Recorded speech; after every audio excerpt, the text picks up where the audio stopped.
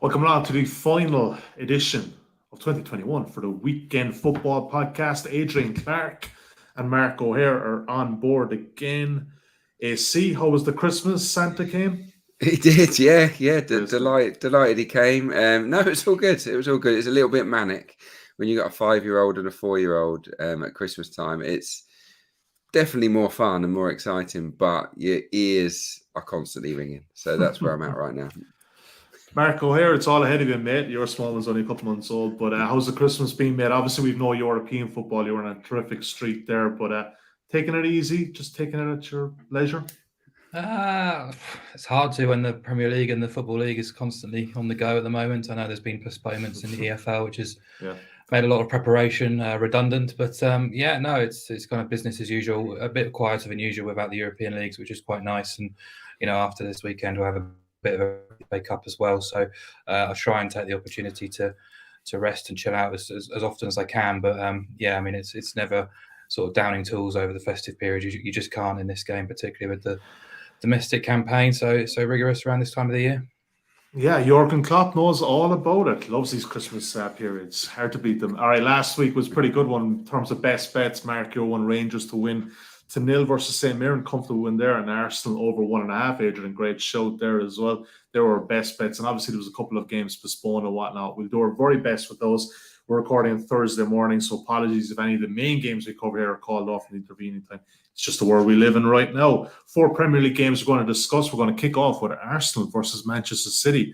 Pretty good one. And of course, Mr. Clarke, I will leave with you on this one, but let's take a look at the betting as we have it at matchbook.com. You can back the Gunners here at 6.2, Man City at 1.55, the draw available at 4.8. Arsenal getting a full goal start at 2.06 in the main Asian handicap line. And the goal total is 3 and slightly shaded towards the over at 1.88. Adrian, look, Arsenal have been terrific form, especially at home. They have 4 clean sheets on the bounce at the Emirates. They've been really good, but listen, City, like even when they're just playing so, they're still getting the wins, and it's going to be a massive step up for the Gunners. Yeah, look, those odds tell you a story, don't they? They're sort of ignoring current form a little bit in terms of Arsenal. Arsenal are playing ever so well. Best I can remember for a long time. They've gone back to basics.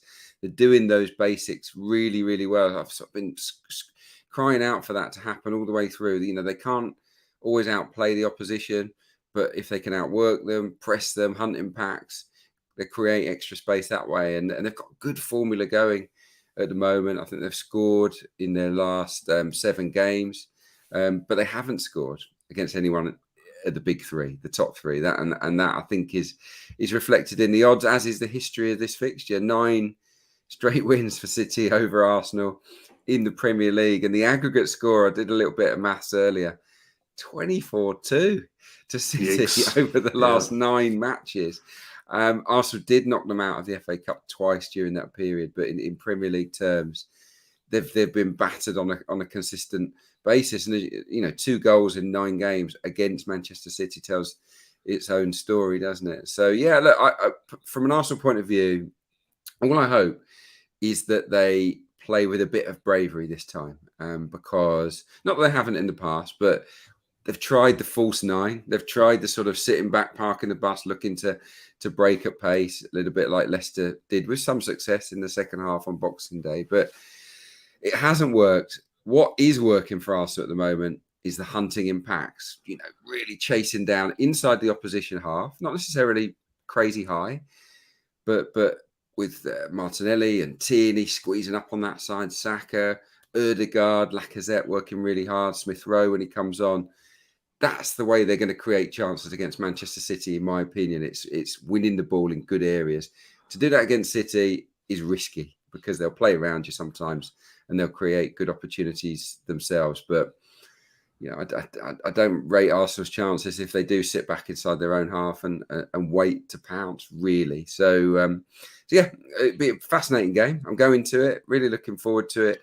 I'd love to see Arsenal, take the ball by the horns and get a famous victory. And City weren't great, let's be honest, against Brentford. They definitely sort of took their foot off the pedal in that game. So I live in hope, but my expectation, unfortunately, would be that City sort of grind their way to another another win, unfortunately. But I do think it'll be a competitive match. I really do. Much. What's the latest? Yeah, go on. What's the latest with Arteta? Apologies, Adrian. What's the latest with Arteta? Is he definitely? Well, he's missing the game, isn't he? And that's a blow, isn't it? I think if he was there on the touchline, I don't think I would change my mind over my selection, but I would give Arsenal a bit more chance without the manager. And it's not just for the game, is it? It'll also be for the preparation on the training ground. That disruption is not helpful. I was in the changing room yesterday doing some filming, and they've got a huge, great screen, and I've got no doubt that Mikel Arteta will be on that screen on Zoom or Teams or whatever it is, doing his usual team talk. So in that respect, it's he'll be there, but it's not the same. It's not the same. From City's point of view, by the way, before we get to Mark, Rodri, I think, is important. I don't think they're quite the same team without him. There's a little bit more vulnerability there. I think he's touch and go whether he'll be fit to play. If he plays, that makes life even tougher for Arsenal. So, yeah, in terms of my selection, even though I think Arsenal can make it a competitive game, the standout for me, because it's odds against, is Manchester City to win under 4.5 goals. It's a bit of a rinse and repeat, but that, I think, is the most likely outcome here. Yeah, 2.06 currently. Mark O'Hare, what are your thoughts on this one? 9 wins on the bounce for City in the Premier League. Number 10 incoming. The odds would suggest so, wouldn't they? 1.55 for the City to win. Adrian's touched on the head-to-head record, which is very much in City's favour. They've been very, very dominant in this fixture. And Arsenal traditionally do tend to come up, short in the games against the elite teams. They failed to score in 5 of the last 6 at home against top 5 opposition. They lost 4 of those. Historically, their results do tend to dip when they're big outsiders at the Emirates. I looked at their record over the last 5 seasons, and they've lost 5 of 7 when 3-1 or bigger. One of the wins in that time was against Liverpool, who'd already won the title and actually were dominant in that game and didn't get the result. So, this is the test really for Arsenal, isn't it? Because you strip out the top 3, and they have been the best team in the Premier League. And that's not just me saying that. It's in terms of in matches avoiding the big 3, they've picked up the most points, the most expected points, got the best expected goals ratio as well. But now this is the opportunity for them to show us that they are actually, in the consideration for the top 4 and conceivably be involved in that talk in the future. But City have been starting so strongly recently as well. I think they scored inside the first 8 minutes in 4 of the last 6 Premier League games. Yeah. And once they're ahead, their ability to sort of control and strangle games and opposition is second to none, really. And they can just pick you off. And that's what Arsenal need to guard against, because City's first half record is outrageous. And I can't really believe I'm saying the stat, considering we're talking about a New Year's Day fixture here. But City have played 20 first halves. They've conceded 1 goal in the first half all season in the Premier League. That's mental. Like, they've conceded once in the first half. It's mad, isn't it? So, if Arsenal can do that, then fair play to them. But it's hard not to look at City. They've 10 wins on the spin. I think Kyle Walker, Rodri, John Stones are touch and go. If 2 of those 3, even if one of them come into the team, they're stronger.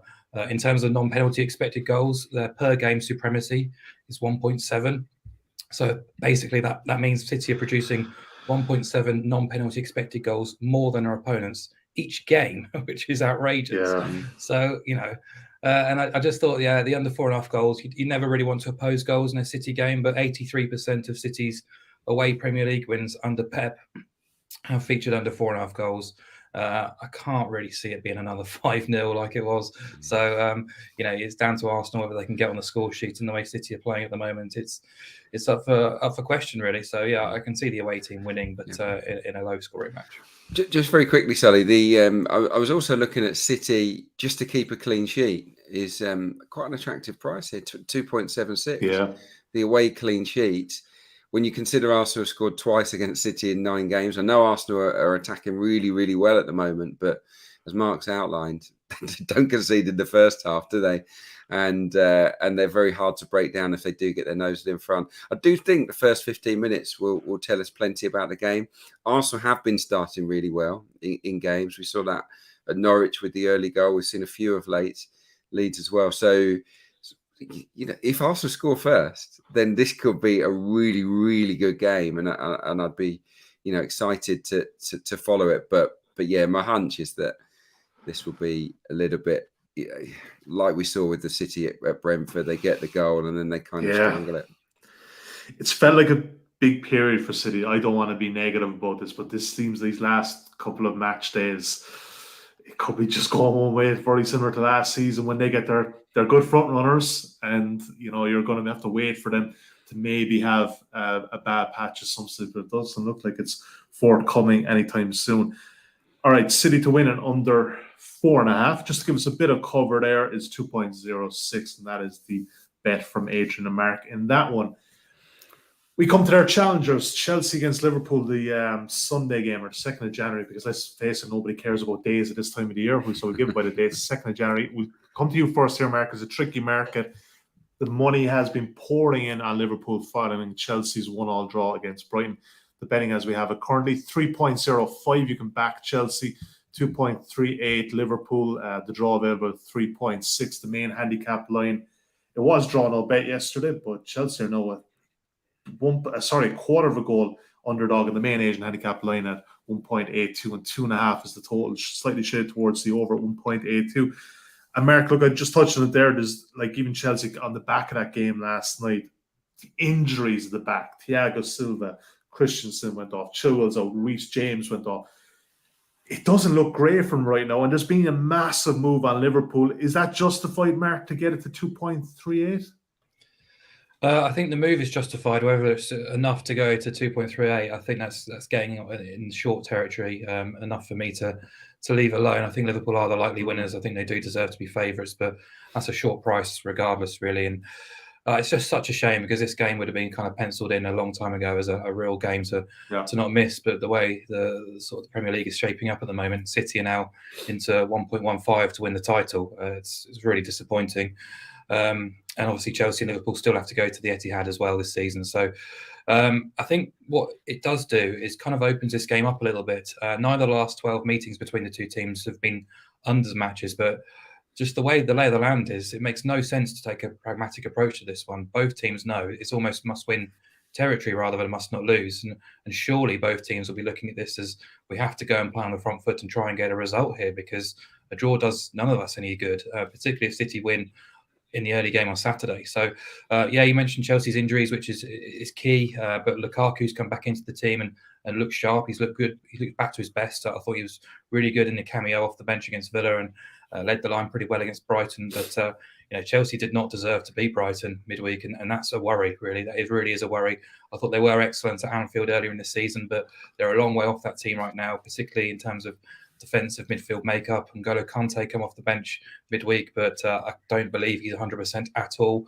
I think he's been rushed back because they are sort of plugging gaps. And Thomas Tuchel's comments after the game against Brighton were quite alarming for a Chelsea supporter. He's kind of saying it's a joke to consider us in the title race at the moment, and it's hard to disagree, really. And Liverpool, they do have the slight rest advantage. Didn't have to play on Boxing Day either, but Robertson's still out, and they did miss that penalty against Leicester. They did pile on the possession territory chances, but I didn't think they were fantastic. And Klopp tended to agree as well. He said he didn't really like what he saw from his team.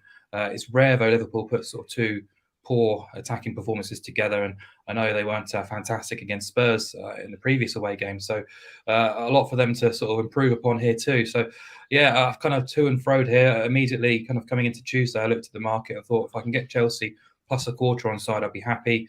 But after what I've seen on Wednesday night against Brighton, the injuries kind of piling up, I can't be with Chelsea. And to be honest, I think the move towards Liverpool has gone a little bit too far as well. So, if I had to have a bet, I really had to have a bet. I just back overs because the way the land is at the moment, both teams need a win. Chelsea are conceding goals. Liverpool have got so much attacking firepower. Over to Adrian because, to be honest, I'm just feeling quite deflated about this match and the title race. And, nothing really from me. That's all right. No, Ben, you don't have to have a bet. That's the beauty of this, Mark. You do not have to have a bet. Adrian, look, I mean, it doesn't seem that long ago Chelsea topped the league. They got off to such a great start. We honestly did believe that if there's any team going to challenge them this year, obviously, with Liverpool losing some key players to the African Nations Cup, that it would be Chelsea. 9 points from their last 18, though. It's not great, is it? It's not great. They're not the same side they were, but yeah, when injuries bite, it can affect you, can't it? Chilwell's loss, I think, has been huge. He doesn't rate Alonso. He doesn't want him to be the first choice left back. You saw he played Reece James at left wing back in the game against Brighton before he got injured. So, and there were rumours that they're after a left back in the January transfer window. So that's a big blow. Thiago Silva was missing, wasn't he, for the last game? I'll be very, very surprised if he's available for Liverpool. You take out him, you take out Christensen, James, Chilwell. It's, most of their first choice back five are out. Lukaku does look good. Mount, or I think, always looks dangerous. He's getting into some really good positions. So there you've got two reasons to feel optimistic, but very low expected goals against Brighton. I think 0.67. They faced 18 shots at home to Brighton. It's remarkable, really. So, and of late they've been very vulnerable to crosses, and we know that Liverpool, with Alexander-Arnold, with Henderson, with Tsimikas in the side, they are capable of putting quality into the box. So yeah, I've got exactly the same sort of feelings as Mark here. I definitely lean towards Liverpool. I think that they weren't as bad as Klopp said against Leicester. I can see why he said it.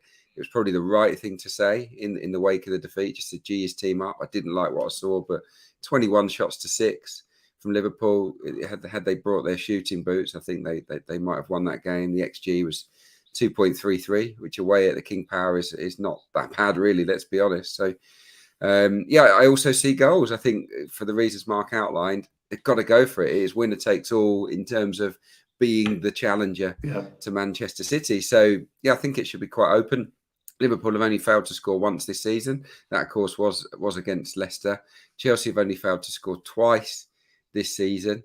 So, and neither defence looked great. I mean, Liverpool were really vulnerable against Spurs, and Chelsea can't seem to keep a clean sheet at the moment. So, I mean, Liverpool and overs might be the way to sort of mesh it up if you want to sort of have a small play, bit of fun with a longer set of odds. But I would lean towards Liverpool, lean towards overs, but it's a sort of tricky game to call. It really is. I just had a quick look, and you can get Liverpool to win and over 1.5 goals at 2.94, which seems like quite a big price. Goes to 3.85 if you add in over 2.5 goals. But I'm not having a bet in this.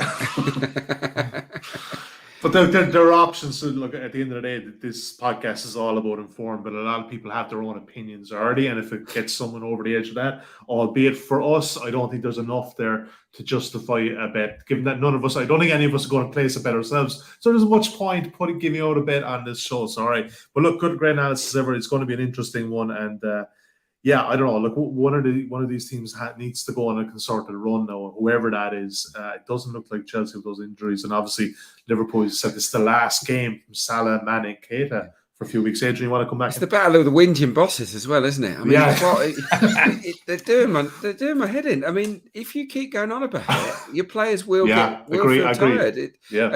So I think Klopp got what was coming at Leicester, and I think that he'll maybe flip it around now, and we'll see a reaction. With Tuchel, a very defeatist attitude, making a lot of excuses about COVID, about injuries after the game last night against Brighton. Everything. Yeah, lots and lots of excuses.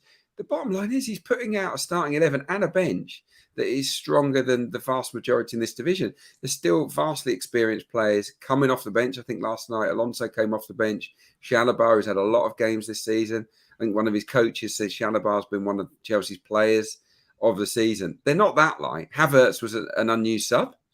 I mean, it's Kai Havertz, unused sub. So it's not as if they're down to the bare bones. It's not as if they're having to put untested 17-year-olds in the starting 11, is it, with Chelsea? So I think that Tuchel needs to sort of get his head around the situation and be a bit more positive, because that mentality will rub off on his team. And they could get pumped by Liverpool in this game. And it wouldn't surprise me if Liverpool ripped them apart, a little bit like City did at Stamford Bridge earlier on in the season.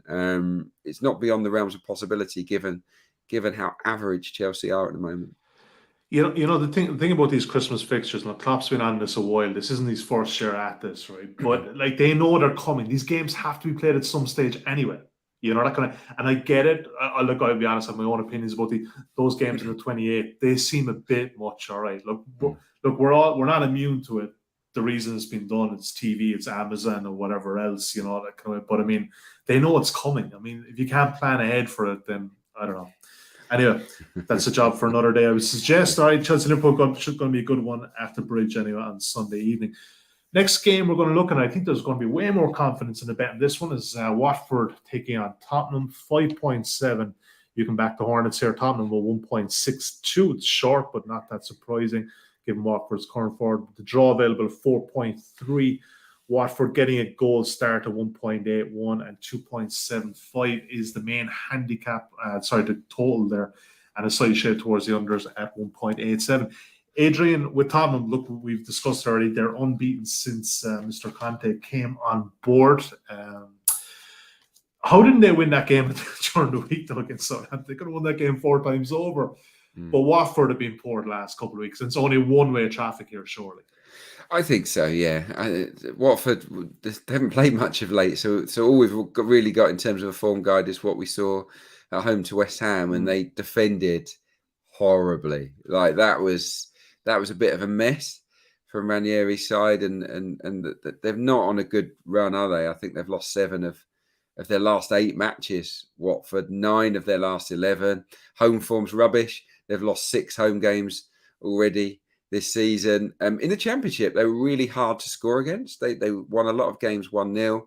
They're quite well organised under the previous manager, but he was dispensed with quite quickly, wasn't he?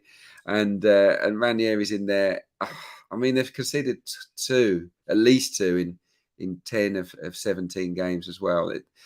And you look at the way that Spurs are going about their business under Conte: fitter, sharper, hungrier, running much harder. Kane in form, Son playing well. Moura, I think, looks really good at the moment. I know he's a streaky player, but when he's hot, they're a different proposition, aren't they, Tottenham? And you look at their expected goals over the last 3 games, and I know they've been up against 10 men for a portion of that, but I think the lowest XG they've had in those 3 games is 2.29. So they're creating plenty. Tottenham Hotspur, yeah. You've got to fancy Spurs, I think, to go to Watford and win, and I just think go pair it with over 1.5 goals. 12 of the last 14 Spurs games have gone over 1.5 goals. 8 of the last 10 Watford games have gone over 1.5 goals. Mix that in with Spurs being by far the superior side, and I think we got ourselves a bet at around 1.87. Yeah, Mark, in agreement on this one? Yep, 100%. Watched Watford's match against West Ham quite closely on Tuesday. It was an enjoyable game, but as Adrian says, defensively they're a shambles really, and that was a really good opportunity for them to put on a show, considering West Ham had no Declan Rice and were missing 3 of their first choice back 4, just being beaten by Southampton at home, had not been defending very well themselves, and particularly the way in which Watford started that match to then go on and lose it in the manner they did was very disappointing. They also lost Kiko Femenia as well to injury. The squad is already stretched with illness and injury as well. So, they've not had a huge amount of time on the training ground, according to Ranieri, because of the COVID-related issues, and they looked really underprepared for that match. It's 12 losses now in 17 since promotion, 8 defeats in 10 under Ranieri. They're still yet to keep a clean sheet. They've conceded 25 goals in 10 under Ranieri, and you just worry for them because this is the last game before Emmanuel Dennis goes off to the AFCON. It's a gloomy picture without him, really. He is a shining light, and Ismail Assar is still missing. So, happy to go against them again. The price does look tight on Spurs. West Ham were around evens or 2.05 at kickoff time when they went to Watford, but obviously they were massively weakened by those 3 or 4 key players in defensive areas. But Spurs are relatively healthy coming into this match. I think Romero is the only sort of first teamer who might be missing, or will be missing. And I think just as we were talking about Liverpool failing to get their win against Leicester, I think Conte will be driving his team on after the frustration of that Southampton game. 11 shots on target, and I think there still is potentially an issue with Spurs being equipped to unpack sort of deep line defences. And Southampton are definitely well organised and able to keep their shape under Hasenhüttl. I just can't see Watford being capable of doing something similar. I think they're far behind in terms of defensive resilience and structure and organisation. So I expect Spurs to win. I expect goals in this game. More than half of Watford's home matches have featured 4 or more goals, and yeah, Ranieri's matches have I think they're averaging 4 goals per game under his tutorship, and at home they've actually scored against City, Chelsea, United, and West Ham. So I wouldn't discount them getting in on the act, but Spurs will, ultimately punish them. Yeah, I don't think this is one to overthink, gents. Tottenham over 1.5, 1.87. Hard not to be impressed with them since Conte took over. That's surprising. All right, next game we want to talk about is Manchester United away at Wolves. This game is on Monday, the 3rd of January, so this won't be on for another while. We're recording this on Thursday morning. Obviously, United are at home to Burnley on Thursday night, but we will discuss it nonetheless. 1.58, you can back. Actually, apologies, United are at home this one. 1.58, you can back United here. Wolves 6.2. The draw available at 4.2. Wolves are getting a goal start at 1.85 and 2.5 is the total. And Mark, look, I touched on it there. They're playing on Thursday night. They're 1.4 shots on to Burnley. I think we've seen enough so far to know that, I don't know, the players aren't exactly buying into this whole Rangnick style, whatever formation he puts up with, a 4-2-2-2 or wherever else we're going. It hasn't been a great start. And in terms of betting this one, Wolves, look, you could say they're going to be well rested. We don't know how the COVID has affected some of the players there. So that would be an added caveat there. But how do you see this one playing out on Monday night? Yeah, so I think we decided on this game on Tuesday, and I looked at the market because there was a couple of angles I wanted to be with, and Wolves plus 1.25 was potentially one, and under 2.5 goals was another, and both have kind of seen money in the last couple of days, and that's before United played Burnley, and I can understand why, and I can see the reasons for it because, we just don't know the COVID-related issues around Wolves, so it's a bit of a guessing game at this stage, but they are very difficult to oust. I don't believe many of the sort of main big hitters have been hit in terms of COVID, but again, guessing game, so don't want to focus on that too much, but they have been one of the Premier League's most organised and best defensive units. They've conceded twice or more on just 3 occasions all season. In terms of goals conceded, they've got the 3rd best record. And if you look at the performance data, metrics like expected goals, non-penalty expected goals, shots allowed, they're very much ranking in terms of the top 4 or the top 6 across the board. And I just look at how they made life difficult for Chelsea, Liverpool, and Man City. They all played 3 games there in December. They lost 1-0 twice and drew 0-0. Against City, they had 10 men for 45 minutes, and the only goal came from a penalty. Against Liverpool, the winner came in the 90th minute, and Chelsea were neutralised. I know they had a weakened squad in that match, but still, nobody scored 3 goals against Wolves this season. And only Man City and Liverpool have generated an MPXG figure higher than 1.5. And as I say, the red card contributed for City, and game state as well will have helped Liverpool when chasing that winner as well. So I don't think it's a major stretch to suggest that they can be competitive in this match. As we know, they've got issues of their own scoring goals. They scored just twice in 8 now. Only Norwich have scored fewer goals, and they failed to score in 10 of their 18 games. So as much as they can be frustrating for teams to try and unpack, they're very difficult to get on side with in terms of the goals angle. So, yeah, I think I'm happy to oppose goals here because United have looked impotent under Rangnick and have looked impotent for quite some time, in fairness, as well. It's not just his fault. Against Newcastle, it was a really confusing display. And so, yeah, I'm kind of happy to just go against the grain here because the market was expecting goals. It's not anymore. It's flip-flopped in the last 48 hours. But in Wolves' 18 games under Bruno Lage, averaging just 1.5 goals per game, 11 of 18 have gone under 1.5, 15 of 18 have gone under 2.5, and 14 of 18 have seen BTTS no. The last 7 have ended either 0-0 or 1-0, and all 7 of their games against the top 9 as well. So 5 of United's last 7 in the Premier League have gone under. They've only scored 5 goals in the last 6 Premier League home games, and their 3 matches under Rangnick, 1-0, 1-0 and 1-1, and the opposition of Palace, Norwich and Newcastle. So maybe against Burnley we'll see something different, but I know nobody likes enjoying the unders or cheering on the unders, so it's not the most romantic. Speak for yourself. Speak for yourself, Mark. But I just think in terms of a bet for me, there's more in it for me to bet under 2.5 goals on Wolves plus 1.25 because the price has gone for starters, but also we get the 0-0. We get the 1-0 or 2-0 for either team, and we get the 1-1 on side as well. So a range of correct scores, whereas the kind of Wolves plus 1 is reliant on United kind of not catching fire a little bit too. So that's my view. But I'm not expecting fireworks from this one. And Adrian, look, I suppose when we're talking about Ryan that they're coming in, he has made them a bit more solid. At least they're not leaking goals. Manchester United. What's been your take on them? I mean, like Mark said, their performance against Newcastle, especially the first half, was pretty diabolical. Well, I really liked the start. I think they played Palace, didn't they, in the first game, and I liked what I saw there, and that was good pressing, and you could see a visible difference in the way they controlled the game.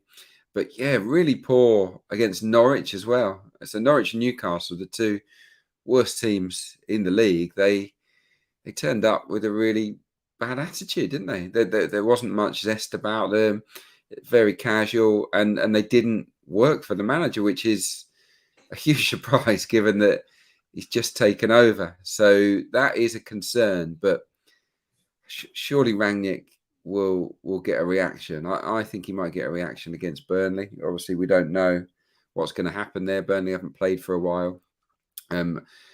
This game will be easier to sort of predict after that game. But yeah, I'm with Mark on the unders. I mean, any Wolves game is the first thing you have to look at, isn't it? That said, and I do think they've relied a lot on their keeper this year. Jose Sarr, I think statistically he's been the number one goalkeeper in the division, narrowly pipping Aaron Ramsdale in terms of the sort of prevented goals and and whatnot, the save ratios. He has been phenomenal, Jose Sarr. And I looked at their sort of XG against in open play. It does say they should have conceded 5 more than they have. In terms of the XG against from set pieces, it says 4.8 goals they should have conceded. They've actually conceded none. So they've had a bit of luck as well along the way, Wolverhampton Wanderers, plus some heroics from their goalkeeper. So, and as Mark said, they just don't score. I mean, 7 open play goals. We're at New Year. They've only scored 7 times in open play, which is, something Man City are doing 2 games. It's remarkable, really. So yeah, I definitely think unders. My own selection was more based on a hunch with United having a reaction. My choice would be Man United and under 3.5 because you get a world of scorelines there. You get 1-0, 2-0, 3-0, and you get the 2-1 as well. But I'm happy to go with Mark's choice of under 2.5 goals. I think that's likely. Well, I was just when I was sort of talking now, I'm going to go over my notes. I said a stat which I didn't actually believe myself, but I've just gone and checked it again. But yeah, every Wolves match against the top half has ended 1-0 or 0-0. It's remarkable. I think it's 9 games, a 9-game sample there, 0-0 or 1-0. It's mad. But as you guys rightly pointed out at the start of the chat, if their camp has had COVID, and we're led to believe they have, then you just don't know how players are going to come out of it, do you? Because it affects people in different ways. But I was surprised. Look, it is what it is. If they've got so many players missing, they have. But I thought it was a good opportunity for them to play Arsenal, having had a rest themselves, Wolves. And Arsenal had played, of course, on Boxing Day, and it was going to be the early kickoff on the 28th. So I think you've got to say that's a legit call off. I think we've had a little chat on our WhatsApp group. I'm very skeptical about the number of injuries that clubs are putting up alongside the COVID shouts just to seemingly get games off. I think there's a lot of cynical attitudes going on behind the scenes at the moment. But for Wolves, I think that must have been legit because that was a great time to play Arsenal, and they were the ones that cried off. Yeah. All right, under 2.5 is the bet there, 1.9. Like that angle, yeah. And it's a very bad. I don't want to spend too much time on COVID, but I think it hasn't probably been discussed enough that potentially if players are unvaccinated as well, which we know that there's a pretty high proportion in the Premier League, then what are the effects going forward? And unfortunately, that's just the unknown factor that's there. Quick recap of what we have. So from those 4 games, there's more Premier League bets to come on the best bets section later on in this show. City and under 4.5 is 2.06. There's no bet in Chelsea and Liverpool for us. Tottenham and over 1.5 at 1.87. And Manchester United and Woes, we just discussed it, under 2.5 at 1.9. A recap of all those bets and the bets that are following on this show can be found 2 or 3 hours post-recording on Thursday afternoon at insights.matchbook.com. Each and every week, go to insights.matchbook.com. Even if you just want a quick recap and you may just have forgotten a few of the selections of the guys, you can check those out there. And if you haven't got a Matchbook account and you do want to get involved in some of these prices, some of the best prices around, you can sign up for a new welcome offer that we have, £20 welcome offer, money back as cash if your first bet loses. Use the bonus code INSIGHTSRF. That's INSIGHTSRF to avail of this offer. Again, full terms and conditions can be found at insights.matchbook.com. All right, Mr. Clarke, EFL. Hopefully these games go ahead because the EFL was decimated on Boxing Day, man. I felt so bad for you. I was actually going to text you and everything on Boxing Day morning for a few more selections, but what's the point? There's no games on. No. Ashton Gate, Bristol City take on Millwall. Both teams to score 1.87. Yeah, I fancy it. Yeah, I put up Hull Blackburn, didn't I? And it got called off literally like an hour and a half before the game, which was just bonkers, really. I did fancy goals in that game. Bristol City against Millwall catches my eye because they're numbers 1 and 2 respectively when it comes to both teams scoring this season. It's happened in 70% of Bristol City games. It's happened in 61% of Millwall games. So yeah, no one's been involved in more matches where both teams have scored than these two. You look at the combined clean sheets, 46 matches in total at this halfway stage of the campaign, grand total of 8 clean sheets from 46. So neither side is accustomed to keeping the other team at bay. Millwall aren't leaky, but they always seem to let in one. And Bristol City, who have improved at home of late, do concede a lot of goals in front of their own fans. So for me, this has the look of a 1-1 or a 2-1 either way. I think that a 1.87, I expected, given the stats that I've just rattled off, I expected the BTTS price to be closer to 1.7 than it is. It's actually 1.87. So yeah, that would be my first selection in the EFL. And Rotherham, top of the table, of course, in League One. It was a weird fixture on Boxing Day. It was one of those few games that went ahead. They lost Accrington and Stanley. And but if you look back before that, man, they're in such great form. It's like 21, 22 points separating each side. You fancy them to beat Bolton and to be under 3.5 goals, 2.2. I think Rotherham are favourites to win the title, or they should be. I haven't looked at the odds, but I think they're the best team in the league. Very, very consistent. Yeah, it was a real shock on Boxing Day. It's one of those results that can happen. Accrington, they turned up frustrated, and Rotherham missed a few chances. So I'm expecting a reaction, I think, from the Millers. 8 wins from 12 at home. Very, very strong at their own stadium. Bolton. The reason this fixture really caught my eye is that Bolton have got some good players. They play some lovely football, got a smart manager, but away from home, they're not good. 8 losses from 12 on the road. And in their 6 away games against the top 10 teams, 6 losses, 0 goals scored. They've hit a brick wall against the very best teams on the road.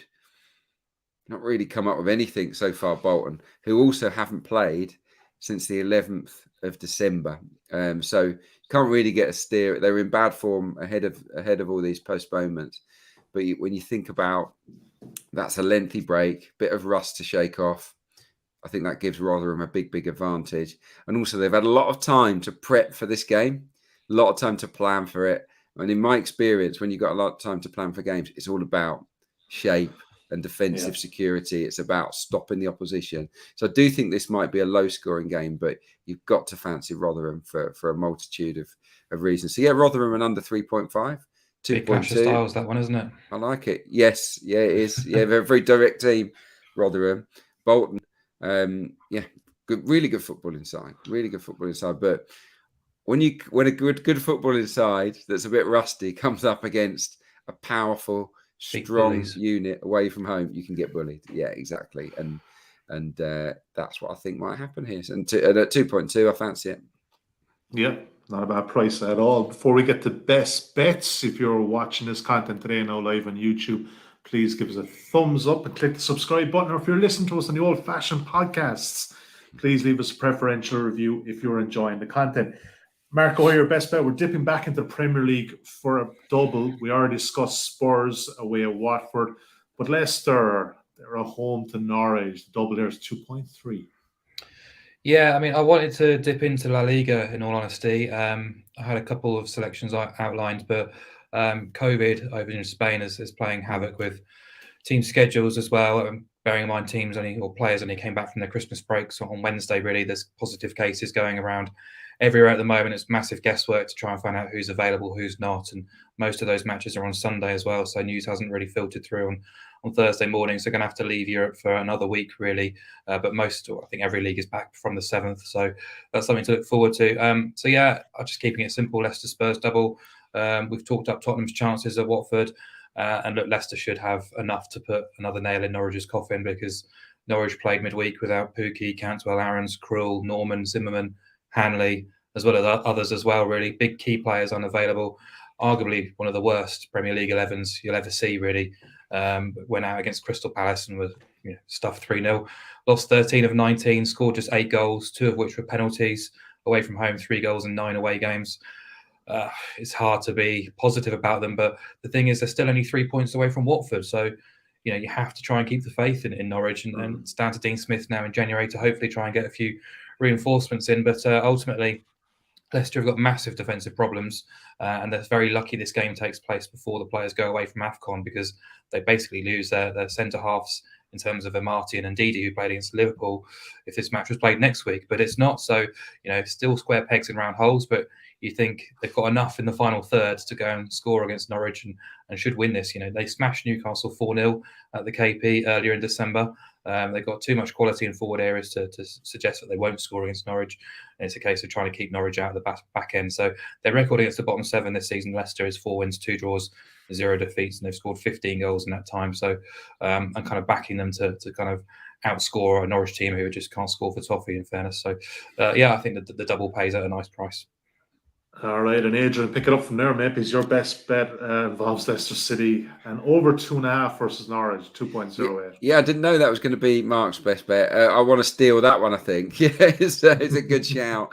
But I'm equally bullish about this one. That's why I picked it as my best bet, for all the reasons outlined, really. Norwich, they are really poor. I'm so disappointed in Norwich, because in the Championship last season, that they did play some really good stuff. They were better defensively, but they've been awful. And against Arsenal. What's your view though, Adrian? We've seen Norwich quite a lot. I like to watch the Championship a lot, and why is this season the same as the last time they've been in the Premier League? I can't put it into.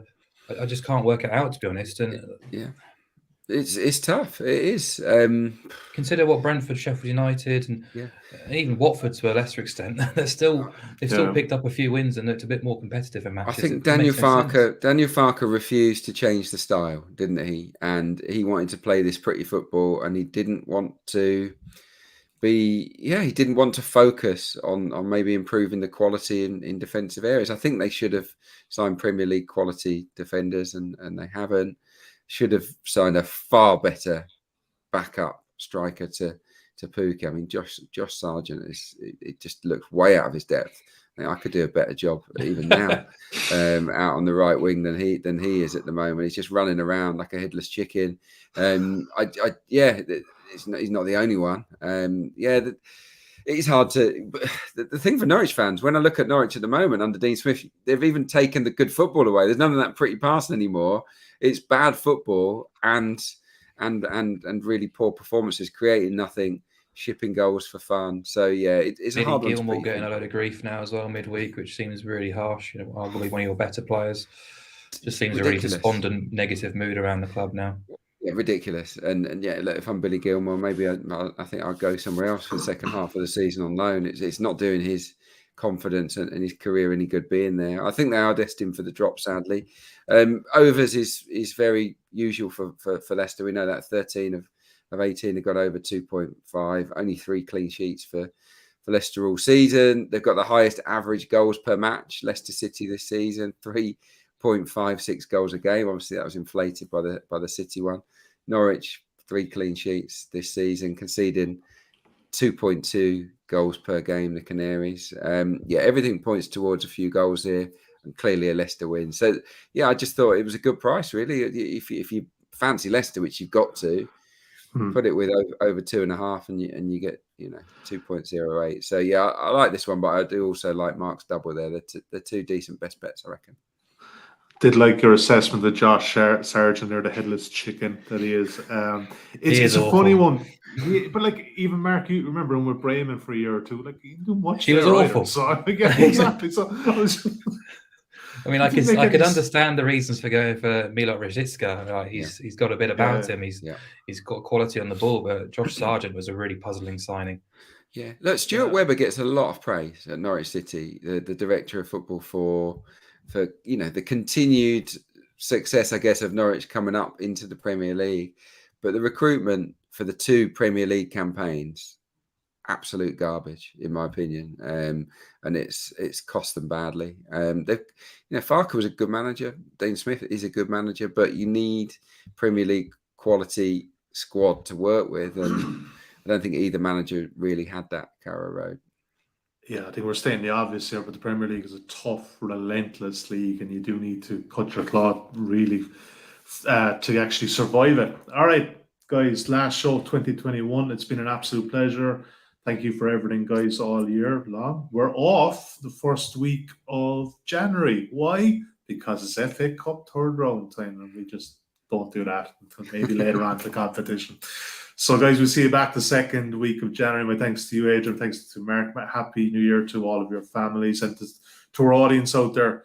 Many happy New Years as well to you guys. Thanks for sticking with us all year long. All right, until 2022, we'll say goodbye. Best of luck with your New Year's bets, and we'll chat to you in the second week of January. Bye for now.